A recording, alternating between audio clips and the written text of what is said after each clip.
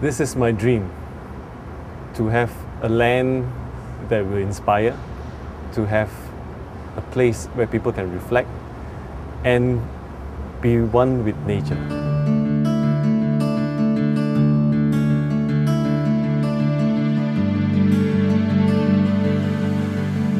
For many years I've looked for a piece of land that will just jump out at me. It's not easy to find. I've gone the whole length of Malaysia. I've even gone to East Malaysia. I've gone to places where you need 2 hours to drive in off-road, where you can't even reverse or turn the car, there's no space to turn. And walk through mud, climb boulders, just to find a piece of land that would jump out at me. At first it was just looking for a piece of jungle, where elements are all natural. But it just didn't work until I found this piece of land. 8 acres. That's why it's called 8 acres. Now the concept for this place is very simple. I just want people to be inspired. To be inspired in terms of creativity, to be inspired in terms of self-reflection, and even understand and respect what it's like to be one with nature again. When I first saw that this piece of land, 8 acres, the waterfall just jumped out at me. Walking through it, seeing where the lake, the pond is placed, seeing the hills on the side, seeing the big rocks on the ground, even though it was just barren land with durian trees, there was something about this piece of land that told me that, look, this is what nature is all about. This is a place where I can sit in front of the waterfall and look at it the whole day through and feel good.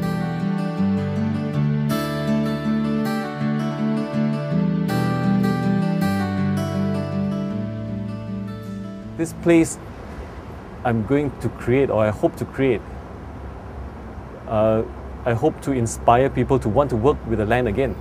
That after they work at toiling on the ground and planting vegetables, they can feed the ducks or play with the ponies or play with the rabbits and go back to a very comfortable environment in the bungalow itself. Now the structure itself is not something separate from the land. It's built in such a way with a lot of glass and steel, so we minimize impact on the environment. And it's also to allow the outside-in concept, which is so popular now.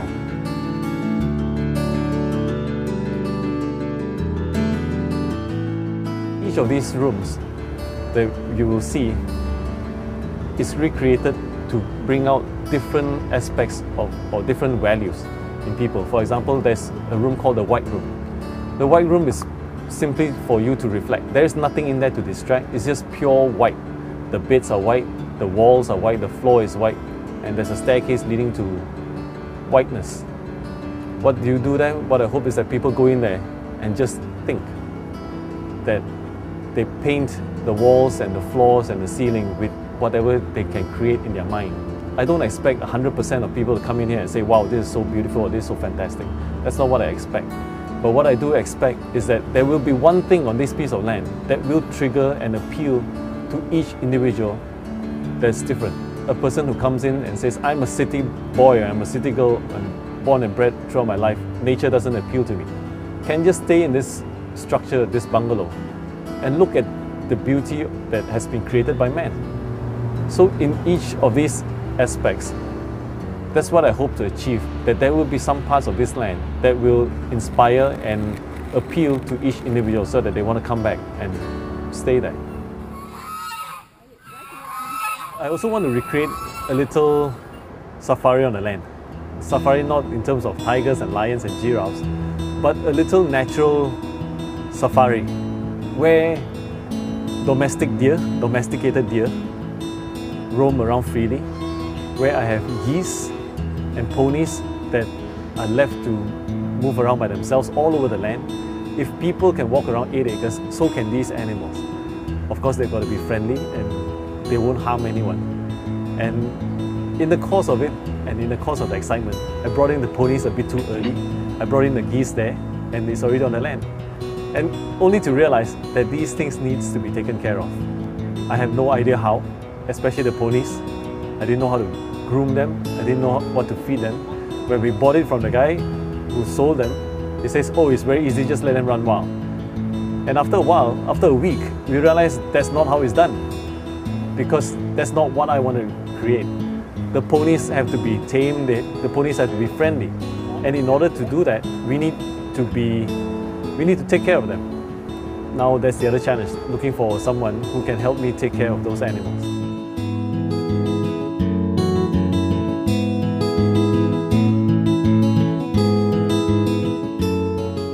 To bring to reality this dream that I have is not easy at all. Number one, I have no experience in it. Everything that I have is in my mind, and it's very difficult to find people to work with. I've interviewed so many architects as a start. Of course, there are a few out there. With Google, you can find so many on the internet. But to find a really good one that can work with me within the budget, it's not that easy. And having interviewed quite a few architects, I then had to look for a contractor who could be able to implement and execute whatever drawings or ideas that we wanted to build. Building something like that is not as easy as it seems. I went through tons and tons of books. I bought so many books on architecture and green buildings and sustainable buildings, etc., so that I could relate to the architect and the contractor. I also went all the way to Indonesia to look at this famous green school to see whether there's anything that I could incorporate in. Not to mention all those buildings that we find in Malaysia that is supposed to be so natural as well as inspiring.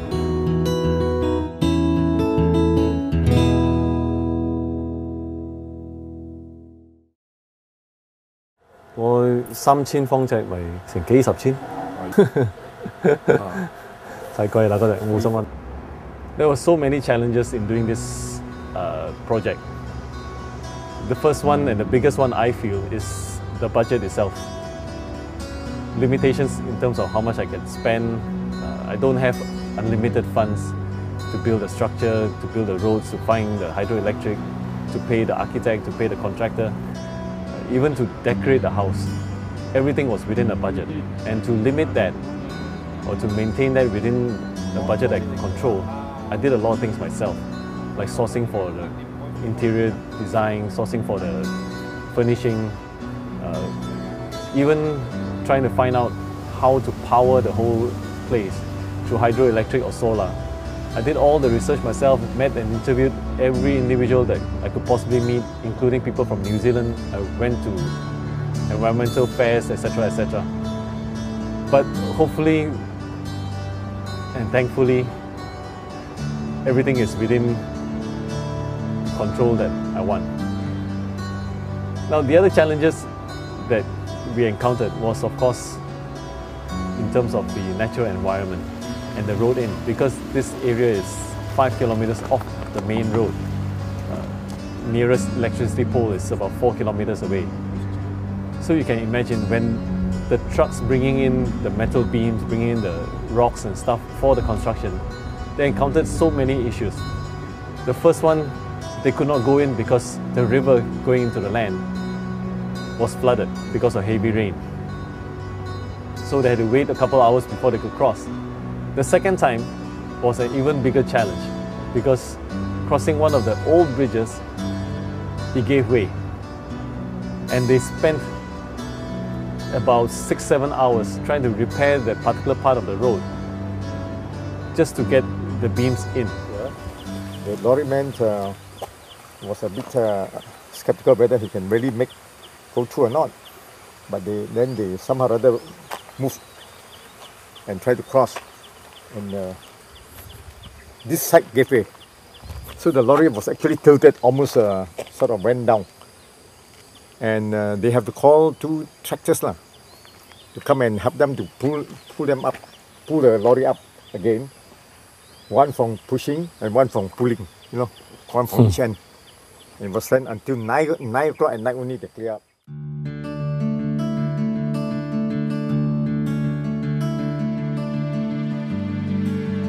The Jungle People is a training consultancy. What we do in terms of our programs is to inspire people as well as organizations to work towards values-based leadership, to work towards incorporating values like respect and trust and courage and responsibility in their daily work life, so that even in the chase for business and for money, it's all done with a set of values. And one of the key factors in the terms of the success of our program is in recreating an environment that inspires learning. In 8 acres, I hope to recreate that. It becomes so much more effective because this is our own piece of land. And if the hard, tangible structures like the building itself or the surrounding environment in itself is already inspiring, added with the fact that we design our solutions to incorporate with these natural elements, the program becomes even more effective than what is happening now. Through all these challenges, through all this time, I think the most important part of it is that I have a very good team of people led by my brother, John, who maintain the current business in order for me to be able to spend time building this 8 acres up. They dedicated a lot of their time in terms of building the business that is existing, DJP Training Consultancy, as well as helping me out whenever I needed help on the land itself. They would come and bathe the ponies, they would come and feed the geese, and of course, they would come and eat the durians on the land. So in the course of building this whole structure and creating 8 acres, the land also needed, I also needed help. And as people listened to me and found out about what I wanted to do, I began to have volunteers. And of course, the first one was my father. And he brought in another senior citizen, which is my granduncle.